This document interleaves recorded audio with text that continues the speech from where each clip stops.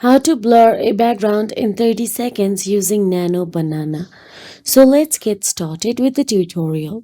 First of all you have to do is simply open your preferred web browser, then simply navigate to the Nano Banana official website and log into your Nano Banana workspace.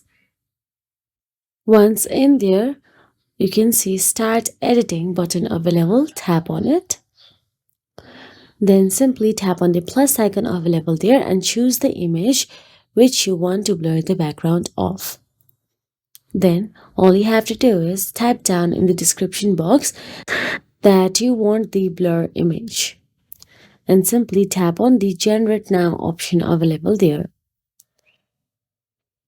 So basically it will take a while for picture to be load. So let's wait.